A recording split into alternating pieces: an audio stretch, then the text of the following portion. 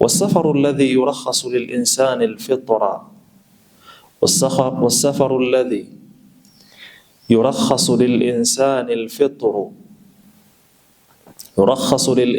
الفطر في رمضان يشترط له عدد من الشروط. Na safari ambayo kwamba imepeanwa ni ruhusa kwa mwanadamu awe ni mwenye kufungua katika mwezi wa Ramadhan na mchana wa mwezi wa Ramadhan, imewekwa masharti katika safari kama hiyo. Kuna masharti matatu tutayazungumzia ndio ili mtu aweze kuruhusika na sheria kufungua katika mwezi wa Ramadhan. Sharti ya kwanza, an yakuna safaran tuqsaru as-salatu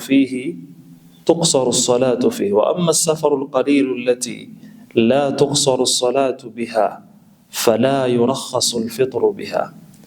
Ile safari ni safari ambayo kwamba hata swala ambayo kwamba utaiswali katika ile safari inaruhusika ile swala hiyo ni yenye kupunguzwa. Kama ilikuwa ni swala raka 4 kama salatu dhuhuri na salatu al-asr zinapunguzwa kwa raka 2, ndiyo saumu yake pia uweze kupatiwa ruhusa ya kufungua katika hiyo saumu na hiyo safari.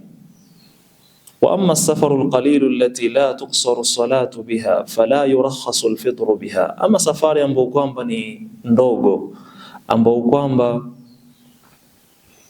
swala haiwezi kupunguzwa katika safari kama hiyo, basi hairuhusiwi kwa Muislamu kufungua kwa safari ya aina hiyo. Hii ni sampuli ya kwanza ya masharti ya kufungua kwa ajili ya safari katika mchana wa mwezi wa Ramadhani. Sharti ya aina ya pili asema an yakuna hadha as-safaru ghayra muharramin. Qala Allah ta'ala faman ittara ghayra baghin wala 'adin fala ithma alayhi.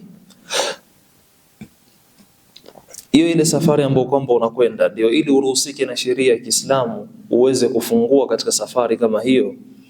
Isiyo ile safari ni kwa ajili ya haramu, ukaenda kwa ajili ya mambo yako ya haramu, ukaenda kwa ajili ya kufanya mambo yako ya riba, ukaenda kwa ajili ya kuiba mali ya watu, ukaenda kwa ajili ya kufanya zina na mambo mengine ya haramu, ukaweka kwa akili yako kwamba mimi nafungua kwa sababu nakwenda safarini, na safari yako ni haramu, hairuhusiki katika sheria ya Kiislamu.